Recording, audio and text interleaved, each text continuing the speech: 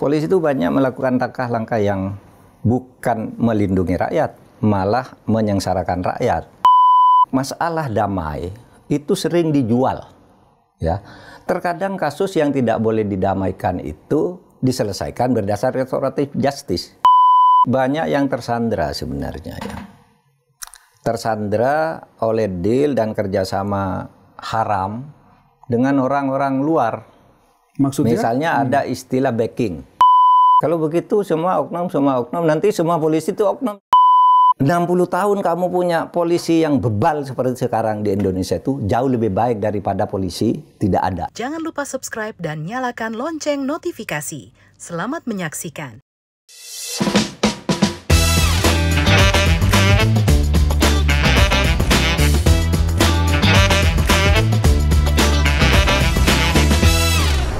Halo, apa kabar Anda semua?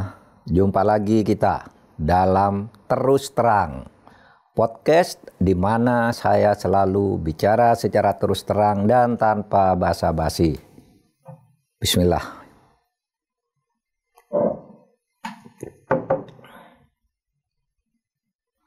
Saya terus mencermati perkembangan di pemerintahan, politik, hukum, dan peristiwa-peristiwa yang menjadi perhatian publik.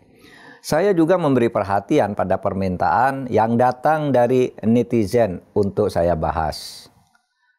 Baiklah, semua akan kita bahas satu persatu. Silakan. Mau tanya apa untuk kali ini? Pak Mahfud, salah satu yang ramai dibincangkan oleh follower Pak Mahfud, baik itu di YouTube maupun di Instagram, itu terhadap ketegasan penegak hukum. Kali ini yang agak banyak disorot itu adalah polisi, Pak, dalam beberapa bulan terakhir. Mulai dari polisi menembak warga, polisi menembak polisi, lalu pemalakan terhadap warga negara asing di sebuah konser, dan juga pemerasan oleh Kasat Serse terhadap orang yang sudah menjadi tersangka. Itu miliaran rupiah. Makin kesini orang makin membincangkan itu, bahkan mohon maaf Pak, udah mulai tidak percaya pada polisi. Apa yang terjadi dalam tubuh Polri Pak, menurut Pak Mahfud? Ya, yang terjadi ya seperti yang Anda katakan tadi, banyak kerusakan-kerusakan atau destruksi yang dilakukan oleh katakanlah oknum, ya. Memang susah kan kalau tidak mengatakan oknum, kan institusi tidak mungkin membuat kebijakan yang destruktif. Banyak yang dilakukan, langkah-langkah destruktif, sehingga masyarakat sekarang merasa hilang kepercayaan kepada Polri, kan. Hasil survei, atau mungkin orang kalau hasil survei mungkin terlalu mewah, meskipun itu benar, ya kita baca aja peristiwa-peristiwa setiap hari di medsos, di media konvensional, dan lain-lain. Kita menemukan kerusakan-kerusakan moral yang berakibat pada munculnya tindakan-tindakan kriminal di lingkungan pejabat Polri atau oknum-oknum Polri. Meskipun itu tidak bisa dikatakan mewakili keseluruhan tindakan Polri. Nah, oleh sebab itu menjadi penting kita ini melakukan evaluasi. Mumpung ini masih dalam rentang janji Pak Prabowo sebagai presiden untuk melakukan perbaikan-perbaikan, kan itu, ini masih rentangnya masih ada. Kalau kita lihat janji Pak Prabowo dulu ketika berpidato, kan mengatakan, orang pada bertanya kok cuma cuma begitu aja, cuma pidato-pidato aja. Orang kan, bilang, sebagian bilang omon-omon gitu ya. Omon-omon lah. Pak Prabowo kan mengatakan, ini kan baru 2 bulan, tunggu dong sesudah 6 bulan. Nah, 6 bulan tuh kira-kira 2,5 bulan lagi dari sekarang. Berarti ini masih dalam rentang Pak Prabowo untuk melakukan perbaikan-perbaikan. Ini serius nih, ini serius. Karena terkait dengan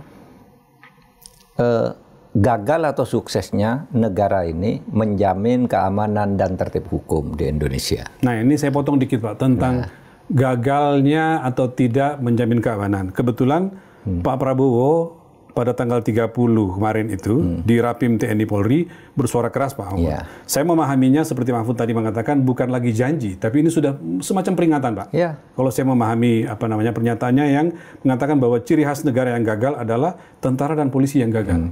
Dan Anda harus tanggung jawab ketika Anda mengemban itu. Nah, kita lihat videonya Pak. Saya mau tunjukkan ke Pak Mahfud seperti apa video itu, langsung nanti Pak Mahfud memberikan komentar. Ini Pak. Ciri khas negara yang gagal adalah tentara dan polisi yang gagal. Rakyat yang mempercayakan kekuasaan ini kepada saudara-saudara sekalian. Rakyat yang menggaji saudara. Rakyat yang melengkapi saudara dari ujung kaki sampai ujung kepala. Rakyat yang memberi makan kepada tentara dan polisi. Dan rakyat memberi kuasa kepada tentara dan polisi untuk memegang monopoli senjata. Pangkat yang saudara sandang, bintang yang ada di pundakmu, itu adalah penghormatan dari rakyat karena rakyat menyerahkan nasib keamanan mereka kepada saudara-saudara. Rakyat menyerahkan perlindungan terhadap diri mereka, terhadap masa depan mereka dan masa depan seluruh bangsa di atas pundak saudara-saudara. Bahwa pada saatnya bila diperlukan, saudara-saudara harus rela menyerahkan jiwa dan raga saudara. Kalau saudara berani memakai pangkat jenderal, artinya saudara harus yang pertama berani memberi nyawa saudara untuk kepentingan bangsa dan negara. Saya ingin Pak Mahfud memberikan makna dulu atas kata-kata kalimat yang tegas ya dari Pak Prabowo yang menurut saya bukan lagi janji, ini semacam peringatan Pak kepada pimpinan TNI dan Polri. Semacam peringatan dan pasti berdasar sebuah catatan bahwa banyak peristiwa di mana polisi dan TNI tentu saja, karena kita bicara aparat penegak hukum sekarang ya polisi misalnya, nanti saatnya kita bicara kejaksaan dan pengadilan ya. Sekarang polisi itu banyak melakukan langkah-langkah yang bukan melindungi rakyat, malah menyengsarakan rakyat. Bukan melindungi tetapi menyengsarakan. Bukan mau berkorban untuk rakyat. Ya banyak. Saya katakan tidak semua ya. Nanti kita bahas kenapa itu. Kan kasus yang muncul tiap hari semuanya menyangkut perlindungan terhadap hak-hak rakyat. Perlindungan itu ada dua. Satu agar aman, yang kedua agar tidak terganggu haknya. Perlindungan agar rakyat aman, yang kedua menindak pelaku-pelaku yang merugikan rakyat dari masyarakat sipil. Tapi dalam banyak kasus kan terlihat polisi itu gamang ya, untuk melakukan tindakan, apalagi kalau sudah menyangkut dirinya sendiri, menyangkut orang dalam gitu, menjadi tidak transparan penyelesaiannya. Banyak kasus yang bisa kita sebut penyelesaian yang tidak transparan itu. Misalnya bagaimana orang melaporkan sesuatu yang dilakukan oleh Polri, misalnya Polri meminta uang segini, sudah disebut namanya, tetapi juga orangnya dipanggil ke polisi, lalu kasusnya hilang, kan gitu. Itu yang begitu tuh kan sering, kita tinggal buka file saja kan. Itu salah satu modusnya ya? Salah satu modus begitu. Yang kedua misalnya Mas, membackingi orang. Kalau itu korporasi besar, kemudian terkesan ada backing-backingan, karena ketika korporasi itu yang melakukan ya, kalau ketika korporasi yang melakukan, korporasi besar misalnya konglomerat gitu, itu biasanya mereka tidak melakukan tindakan yang adil terhadap hak-hak rakyat. Diam, pura-pura tidak tahu, tidak memproses. Taruhlah yang ini sudah yang keempat kita bicara soal pemagaran laut di Tangerang. Itu kan jelas kan? Kasus yang masih heboh sampai sekarang. Masih heboh. Kan seharusnya jelas polisi bertindak. Itu tugasnya polisi gitu. Meskipun belakangan kita dengarkan katanya polisi sudah mulai mengusut Pak. Setelah sekian lama. Bukan setelah sekian lama, setelah orang-orang mulai mengungkapkan fakta bahwa polisi betul-betul tahu karena pernah melakukan patroli, pernah mendapat laporan kan gitu. Dulu kan bilang nggak tahu kami, baru tahu. Nah sekarang orang yang pernah melaporkan muncul. Yang pernah memberi saran muncul, Ombudsman Banten, ya kan? Kemudian ada juga Kiai siapa tuh, yang Kiai Matlaul Anwar itu. Dia sudah lama tahu itu dan memberitahu. Sampai akhirnya dia memberitahu Presiden langsung, gitu melalui surat disampaikan ke seseorang, baru kasus ini meledak. Nah sesudah muncul itu semua, baru mereka mulai bertindak. Itu pun sudah sangat terlambat dan kita tidak tahu arahnya kemana ya penyelesaian ini. Kan masih dipanggil, diminta klarifikasi dan sebagainya. Padahal Kalau dalam logika murni hukum kan sama dengan orang merampok. Bisa langsung ditangkap. Jangan bilang harus hati-hati, diperiksa dulu ini. Lah kalau orang ngerampok itu kan langsung ditangkap. Yeah. Yang harus hati-hati itu misalnya dalam hal-hal yang menyangkut kejahatan IT misalnya ya. Kalau ini kan bukan IT di depan mata kita. Ya kan? Kalau IT pemalsuan sertifikat dan hati-hati. Kalau ini kan sudah di depan mata tapi baru sekarang bertindak, itu pun baru mulai dari minta keterangan dan sebagainya. Baru udah lama tindakannya seharusnya udah diambil. KPK juga sama kan, baru dia menyatakan akan memverifikasi laporan yang disampaikan masyarakat, kok baru? Ini udah heboh begini kok. Jadi sekarang kalau kita baca, polisi itu sudah tingkat kepercayaan dari masyarakat sudah sangat rendah ya. Itu harus diperbaiki. Karena kata Pak Prabowo tadi, kenapa rendah? Karena ia tidak mau berkorban untuk rakyat, melainkan sering sekali membuat atau menimbulkan isu-isu yang merugikan rakyat. Di dalam banyak kasus, bukan hanya sini, kita bisa lacak misalnya kasus-kasus besar yang menyangkut ini, bisa lacak dari medsos saja, jejak digital itu berapa banyak kasus yang melibatkan Polri ini gitu. Nah, oleh sebab itu menurut saya harus berbenah, dan Pak Prabowo ketika mengatakan ini harus memihak rakyat agar Anda tidak gagal, artinya dia punya catatan. Dan oleh sebab itu dia juga mestinya punya rencana bagaimana ya menata Polri ini. Ada evaluasi yang dilakukan mestinya ya? Harus ada evaluasi, dan saya yakin Presiden tuh satu, saya melihat pribadinya Pak Prabowo ya, yang saya kenal, dia itu cerdas. Bacaannya banyak, ahli strategi juga gitu, sehingga dia pasti tahu tentang masalah ini. Yang kedua, untuk melengkapi itu Presiden punya semua instrumen yang diperlukan untuk tahu dan punya kekuasaan untuk melakukan apapun, untuk menertibkan. Kalau dia tidak merasa tersandra oleh sesuatu, gampang kok Presiden bisa melakukan apa saja. Nah, oleh sebab itu Mas, menurut saya ini kita berharap pada Presiden dalam rentang waktu yang tersedia, kan masih rentang waktu yang tersedia kan, sampai April gitu, mudah-mudahan ada perbaikan. Kalau enggak menurut saya ya menjadi omon-omon beneran. Langkah tegas Presiden itu misalnya mengevaluasi pimpinan Polri begitu? Mengevaluasi pimpinan Polri, karena begini, psiko hierarkisnya begini ya. Kalau coba Anda lihat orang demo di suatu tempat, polisinya diam, ya, meskipun dimaki-maki oleh rakyat, gitu. Ya, karena itu arahan pimpinan, kamu jangan ngelawan loh. Tapi suatu saat polisi ngamuk gitu, itu karena atasannya juga tidak menindak sesuatu, kadangkala atas perintah atasan, iya kan? Kan takut ya, misalnya Anda bawahan saya melakukan sesuatu, padahal saya sudah punya deal dengan seseorang. Anda melakukan sesuatu, Anda bisa dicoret. Oleh sebab itu, saya berpikir begini, semua ini harus pimpinan secara berjenjang. Satu, Kapolseknya harus orang yang benar bagus, tidak boleh punya kolusi, tidak boleh punya cacat moral. Di atas Kapolsek itu siapa sih? Kapolres juga harus bagus, karena Kapolsek itu tidak berani apa-apa kalau Kapolresnya main gila. Nggak ada ceritanya kok Polsek mau tidak tunduk pada Kapolres. Misalnya Kapolres menyuruh menandatangani sesuatu, ini sudah benar tuh lurahnya, ini kamu tanda tangan, kamu benarkan, kamu jangan usik, itu Kapolres. Nah, di atas Kapolres, Kapolda harus bersih. Karena yang banyak juga itu dimasalahkan, Poldanya kadangkala itu tidak jelas sikapnya terhadap kejahatan. Saya pernah bercerita dulu tentang tambang emas Sangihe. Sulawesi Utara ya? Sulawesi Utara, ya TNI, ya Polri. Ketika Bapak jadi Menko Polhukam? Iya. Ya Pemda dan sebagainya. Itu sudah jelas kok, pelanggaran masih ada saja jalan. Dibiarin gitu. Kenapa? Dia kan negara. Kan bisa ditangkap orang-orangnya. Saya ngirim tim, ada alat-alat berat itu untuk menggali emas di Sangihe itu. Saya kirim tim ke sana.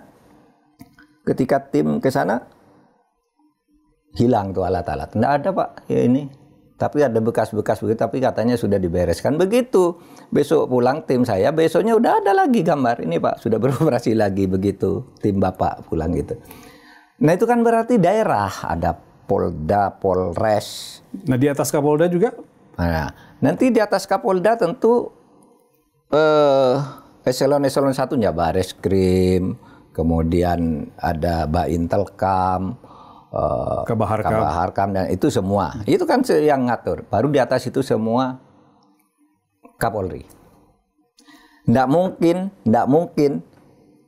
Kaba ini, Kabaharkam, Bareskrim dan sebagainya itu melakukan sesuatu kalau Polri tidak suka.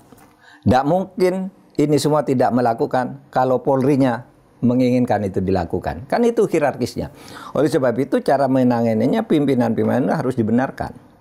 Dan Pak Prabowo menurut saya maksudnya dibereskan. Orang-orang yang tepat yang terseleksi yang bisa masuk. Orang-orang yang tepat. Maknanya berarti evaluasi menyeluruh oleh Presiden, Pak ya? Evaluasi menyeluruh. Presiden mulai dari atas, lalu yang Polrinya itu mengevaluasi bawahnya lagi, yang ini mengevaluasi bawahnya sampai ke tingkat bawah, gitu. Dengan disiplin yang ketat. Karena begitu psikohierarkisnya yang muncul. Bawahan tuh nggak pernah berani tidak melakukan perintah atasan. Artinya Pak Mahfud ingin mengatakan bahwa sebenarnya apa yang terjadi dengan oknum atau bawahan itu tidak terlepas daripada contoh yang dia lihat di atasnya. Kira-kira gitu ya? Di atasnya. Begitu. Oleh sebab itu banyak kan orang mengeluh, merasa nggak bisa, ini sudah tingkat pimpinan disuruh amankan. Ini menjadi perhatian pimpinan dan seterusnya. Ya begitu-begitu. Sehingga kita lihat terkadang Polri di lapangan ngamuk itu karena kepalanya aja. Tapi ada juga yang diam, kamu jangan bikin masalah loh, jangan gunakan kekerasan kepada rakyat, ada begitu. Sehingga menjadi sangat jelas ini. Hierarki ini harus jelas mulai dari tingkat atas. Dan menurut saya Presiden tahu ini.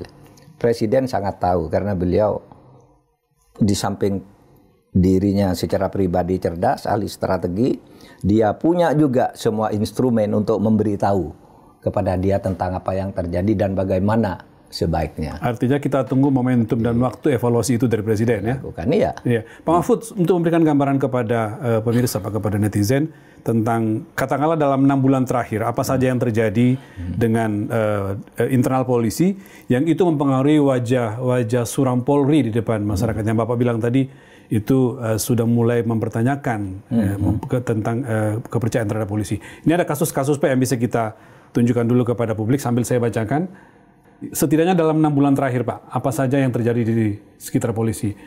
Ini ada pemerasan 2 tersangka kasus pembunuhan oleh Kasat Reskrim Polres Jakarta Selatan, AKP Wintoro yang tadi saya sebutkan di awal. Ada pemerasan warga negara asing Malaysia di Jakarta Warehouse Project pada 20 oknum polisi, oleh 20 oknum polisi narkoba. Ya. Ini gede banget Pak, dan ini jadi pembicaraan di luar negeri karena melibatkan warga negara asing. Memalukan. Ada kasus penembakan bos rental mobil di rest area kilometer 45 setelah polisi menolak mendampingi, ini juga ramai di medsos Pak Mahfud. Kemudian ini yang gede banget Pak. Pembunuhan siswa SMK bernama Gama di Semarang oleh polisi.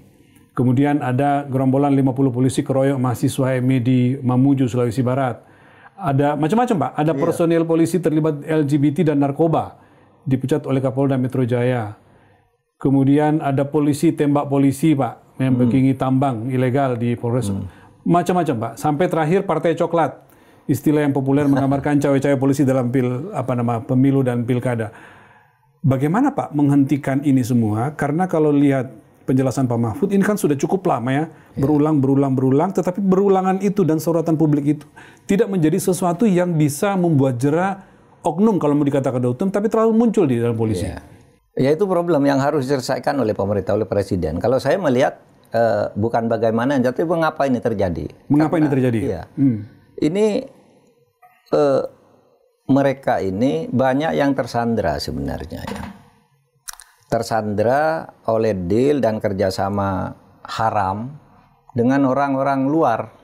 Maksudnya? Misalnya ada istilah backing gitu ya. Oke. Iya kan, ada suatu perkara menyangkut ini, tiba-tiba di-backing oleh polisi, nggak jalan perkaranya. Sudah dilaporkan tuh nggak jalan. Karena begitu perannya backing itu ya, begitu besar peran backing itu ya. Peran backing besar itu kan tersandra orang yang seperti ini. Ada juga kasus besar sesudah dilaporkan ke polisi, nggak jalan. Lalu isunya di luar apa? Karena itu anaknya pejabat tuh yang punya perusahaannya. Itu melibatkan istrinya ini, sahamnya. Kan orang semua tahu lah. Yeah. Orang kan tidak bodoh juga masyarakat sekarang. Ya.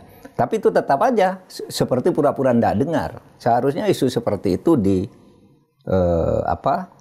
dibuka gitu oleh atasannya. Misalnya Anda anak buah saya, tiba-tiba ada satu kasus Anda tidak teruskan, sesudah diselidiki misalnya, didengar-dengar informasi, karena istri Anda juga punya saham di situ. Karena Anda ada juga menjadi komisaris di situ dan seterusnya. Itu kan banyak isu begitu.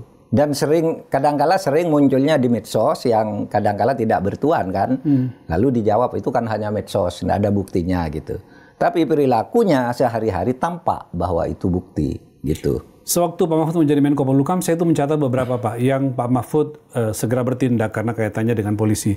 Misalnya ketika terjadi kasus, kalau nggak salah pada bulan Juli atau Agustus 2022 di Bandung. Ada purnawirawan TNI Angkatan Darat yang dibunuh gitu Pak, dianiaya, dibunuh. Itu kejam. Lalu betul. Polisi menangani, lantas katanya polisi sudah berdamai gitu. Itu Pak Mahfud menurunkan tim. Gimana Pak? Jadi begini, saya waktu itu sedang di Surabaya. Lalu ada berita, seorang mantan Dandim, pensiunan Komandan Kodim, itu dibunuh di depan sebuah toko. Mantan Dandim kan sudah pensiun, jadi senang nganter anak, nganter cucu ke sekolah. Sedang nganter cucunya, dia parkir mobil di situ, lalu dibunuh. Ketika masyarakat heboh dibunuh, itu polisinya, Polresnya itu menjelaskan, enggak, itu hanya salah paham, ini sudah damai. Di situ saya marah. Loh, kok pembunuhan pakai damai? Enggak boleh pembunuhan damai. Enggak boleh ada restoratif justice di pembunuhan itu, sehingga saya nurunkan tim deputi bersama seorang staf khusus datang ke sana. Ke Bandung Pak ya? Ke Bandung datang. Itu Dandim loh, dibunuh oleh, maaf, bukan rasis ya, itu seorang penjual masakan apa gitu, kan kebetulan etnis tertentu lah. Ya, lalu keluar dibunuh gitu, Dandim. Lalu dikatakan sudah selesai, sudah damai. Loh, nggak bisa, saya bilang, nggak bisa. Pembunuhan itu nggak ada damai, apapun alasannya. Lalu sorenya sudah diberitakan ditahan, akan diproses hukum. Nah, maksudnya begini, itu juga masalah damai itu sering dijual, ya. Terkadang kasus yang tidak boleh didamaikan itu diselesaikan berdasar restoratif justice secara damai. Begini. Satu tindak pidana itu di dalam hukum pidana Indonesia tidak boleh ada perdamaian. Kalau di dalam hukum perdata boleh. Mas Rizal punya utang ke saya 1 juta, lalu Mas Rizal bilang begitu, udah Pak, saya enggak punya uang, saya enggak usah bayar ya, saya hanya punya 750.000. Ini perdata kan? Saya bilang, iya sudah, selesai perkara, damai, gitu. Atau saya, udahlah untukmu aja gitu, damai. Tapi kalau pidana enggak bisa ada damai. Pidana itu lawan orang yang melakukan tindak pidana itu negara, bukan pribadi. Kalau Anda melakukan tindak pidana di rumah saya, misalnya membunuh pegawai saya di situ, lalu karena ini saya yang bertanggung jawab, udah damai aja. Nggak bisa, dibayar berapapun nggak bisa. Nggak boleh ada damai.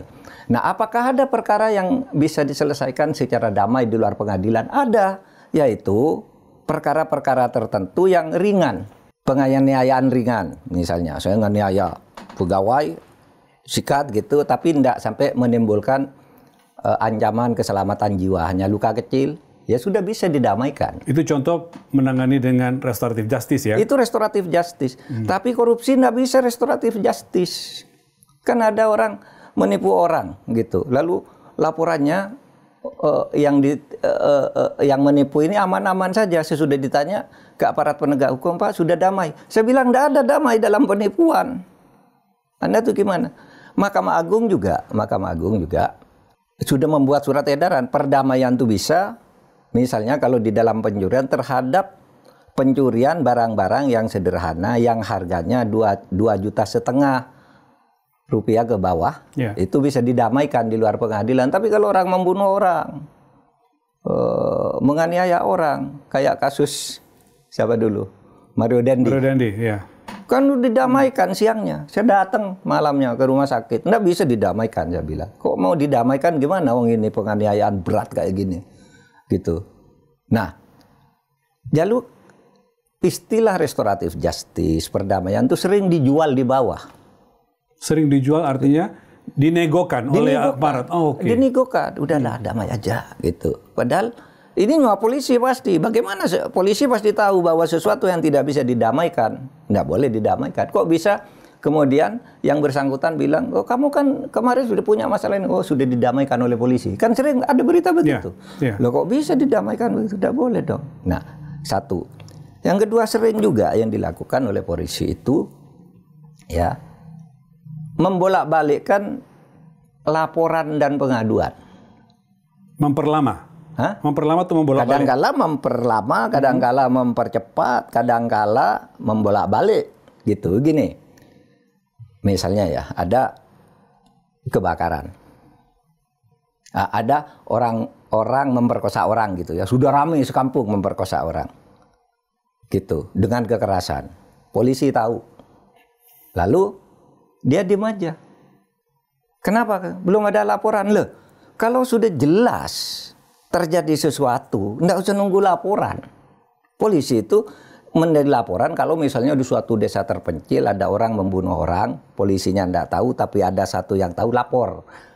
Baru perlu laporan. Kalau sudah jelas ada kebakaran, ada pemagaran laut itu, Pak. Ya. Nusron sudah bilang ini ilegal, menunggu laporan apa gitu? Takut. Nah itu yang saya katakan, itu tersandra, entah oleh apa. Kan gitu. Nah ini yang perlu turun tangan presiden. Nah jadi terkadang juga orang ngelapor ya, orang ngelapor ke polisi. Lalu yang dilaporkan minta ke polisi agar tidak diproses. Lalu orang yang ngelapor ini dipanggil agar mencabut laporan. Bodoh juga. Laporan itu tidak perlu dicabut kalau memang tidak memenuhi syarat ya hentikan. Hentikan saja. Ini terjadi dulu di Jawa Barat ya. Ketika seorang tokoh itu dilaporkan oleh wali kota Arya Bima, lalu Arya Bima di demo kan, Bima Arya ya. Bima Arya di demo harus mencabut laporan. Tapi untungnya polisinya pinter, Kapoldanya itu Pak Doviri bilang nggak bisa dong laporan kok dicabut. Kalau memang nggak memenuhi syarat ya nggak usah diadu. Kapoldanya Pak Doviri. Kadang-kala orang ditekan agar mencabut laporan. Padahal laporan tuh nggak dicabut nggak apa-apa. Laporan beda dengan pengaduan. Kalau pengaduan boleh dicabut. Kalau laporan tidak perlu dicabut. Kalau tidak memenuhi syarat, ya jangan diteruskan. Tidak memenuhi syarat, jangan lalu diteror. Kecuali dia sengaja membuat laporan palsu. Kalau laporan biasa. Ini bukan pengaduan soalnya, ini beda. Nah, kadang-kala dijual nih, dijual belikan nih. Pelaporan orang sudah ngelapor, lalu malah yang lapor yang diteror. Kalau kamu tidak lapor, berarti kamu buat laporan palsu. Diproses, bikin berita bohong. Sesudah itu nego-nego diperas, bebas. Kan gitu cara-cara itu. Loh saya pernah kena kok dulu. Sebelum saya menjabat tuh, saya pembantu rektor 1 di sebuah universitas. Saya menemukan orang pakai joki. Pakai joki. Jadi dia jawab ujian dari luar pakai itu. SMS tuh. Dap, sekian, jawab, dap. Ketangkap. Karena saya panitia, ketangkap. Lapor ke polisi. Lapor ini sudah membuat pernyataan saya begini, saya betul jokinya ini, tujuannya gini gitu. Udah diproses. Mungkin orang tuanya orang besar kali terpandang ya. Orang terpandang, lalu ini enggak diproses. Malah yang dipanggil saya toh, disuruh mencabut laporan. Bapak sebagai PR1 waktu itu? PR1 saya dipanggil coba.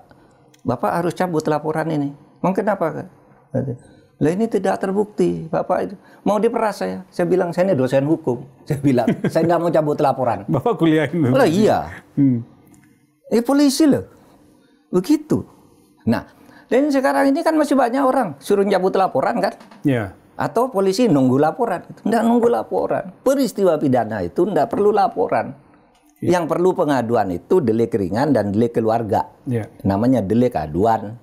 Gitu kan? Nah, ini sesi kuliah ini. Nah, ini panjang lebar menjelaskan antara laporan dan pengaduan ya. Masyarakat kalau suruh cabut laporan jangan mau, enggak ada urgensinya. Kalau sudah lapor dan Anda merasa benar ketika melapor, suruh cabut gitu jangan mau. Terserah mau dilanjutkan atau tidak urusan polisi kan begitu.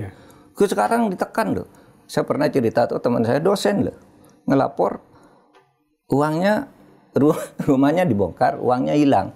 Lapor ke polisi. Akhirnya enggak ketemu, malah istrinya dipanggil, anaknya dipanggil, seperti dicurigai ini istrinya. Sahabat Pak Mahfud yang di Jogja ini ya, yang waktu itu diceritakan.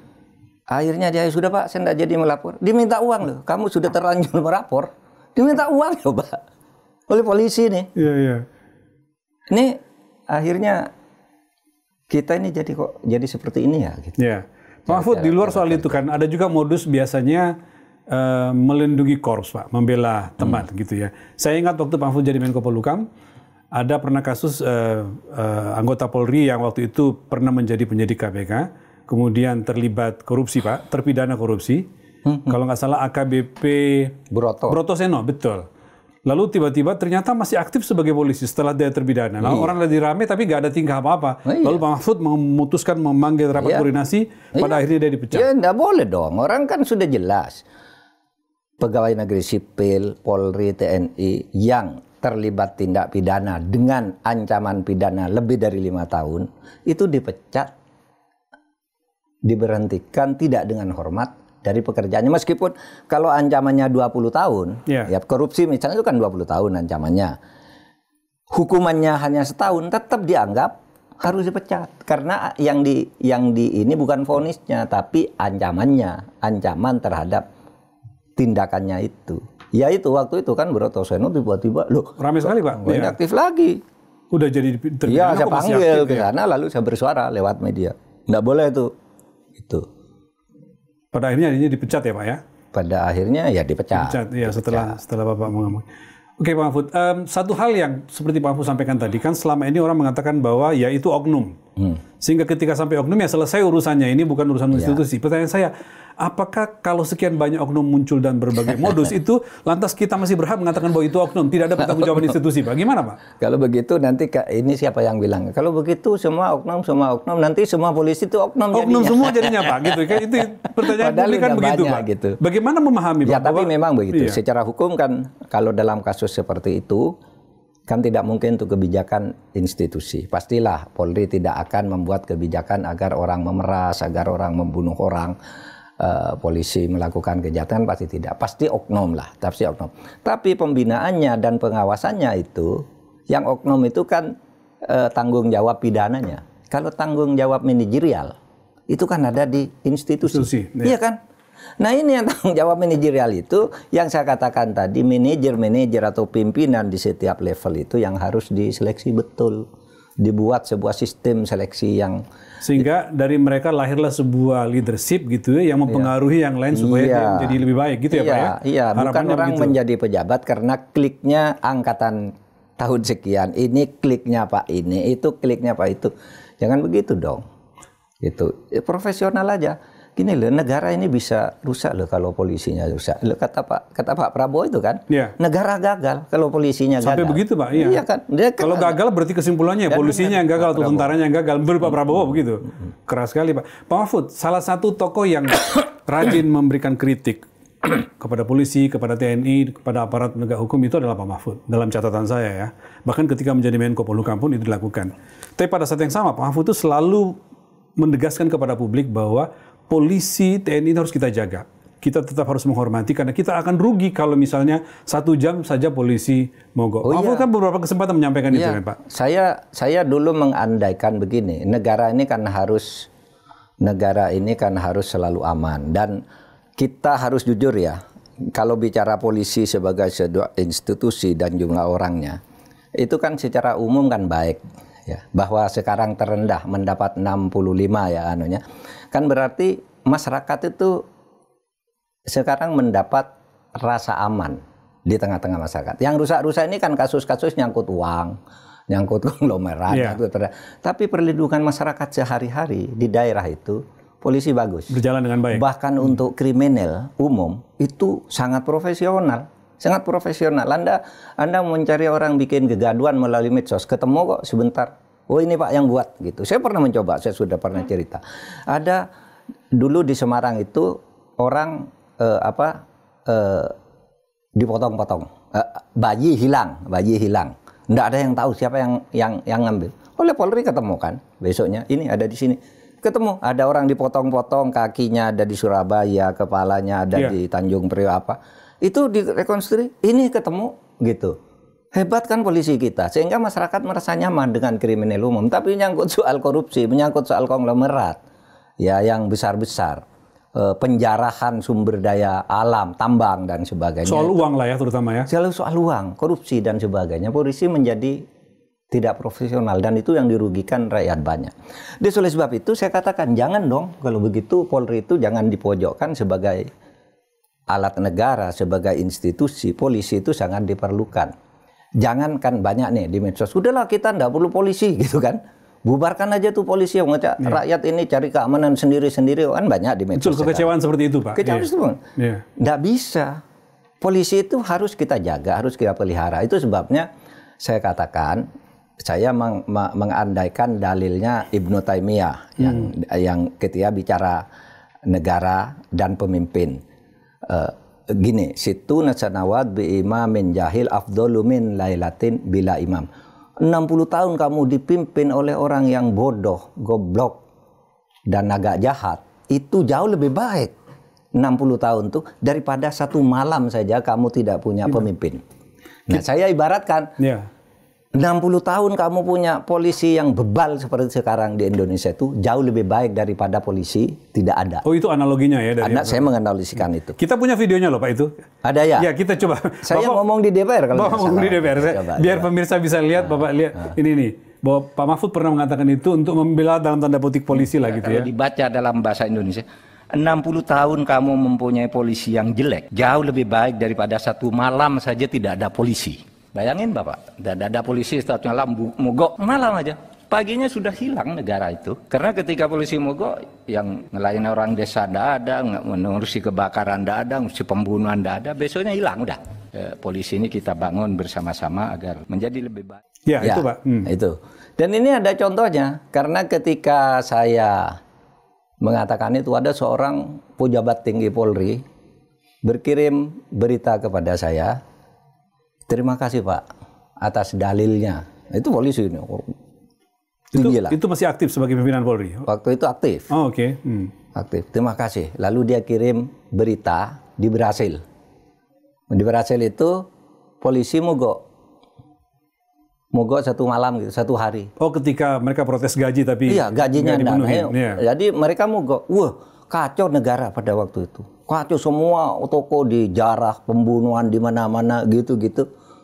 Sampai pemerintah mengumumkan pengaktifan kembali itu dengan gaji. Baru mulai tertib. Nah, itu yang saya katakan, jangan sampai polisi itu bilang saya mogok 1 jam aja, wah kacau. 1 jam tidak ada yang ngelindungi presiden, tidak ada yang ngelindungi menteri, tidak ada apa gitu. Tidak ada yang menjaga pasar, tidak ada yang, wah semua kacau negara. Taruhlah, kalau sampai 3 jam aja misalnya, udah tidak terkendali, sudah itu udah bubar. Iya kan? Nah, tapi sebaliknya ada tindakan di Georgia. Tadi kan di Brasil tuh. Ya, tadi Brasil. Tadi di Brasil. Di Georgia itu, karena pemerintahnya jengkel kepada polisi yang suka memeras, menjadi backingnya cukong, macam-macam. Polisi 30.000 orang dipecat sekaligus. Dan itu berjalan dengan biasa saja? Berjalan biasa. Besoknya diganti semua. Lancar tuh, malah dipuji tuh. Presidennya, wah bisa ya melakukan tindakan gitu?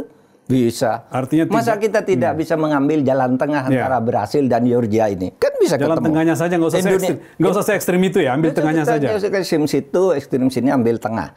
Kan Indonesia punya filsafat Pancasila. Pancasila itu salah satu isi filosofinya prismatik. Mencari jalan tengah. Misalnya antara liberalisme dan komunisme. Di Indonesia Pancasila itu tidak nganut liberalisme, tidak nganut komunisme. Tapi Pancasila ketemu di tengah. Ya ada liberalnya, kebebasan, ada komunismenya. Sikap sosialnya kan gitu. Nah, masa kita tidak bisa mengambil dari dua jalan ini? Dalam ekstrim antara Georgia dan Brasil itu kan. Itu menurut saya perlu menjadi pertimbangan untuk melihat situasi sekarang. Karena, Mas, saya melihat polisi itu baik-baik loh.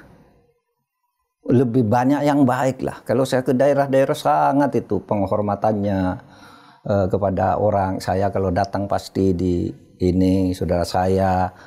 Sopan-sopan juga ikut serawung, minum kopi, apa itu, di mana-mana. Kan makanya Indonesia itu aman kan? Dari kriminal umum dan dari ketidakamanan umum. Tapi kalau sudah bicara korupsi, wah di sini di Jakarta ini bicara cukong-cukong tambang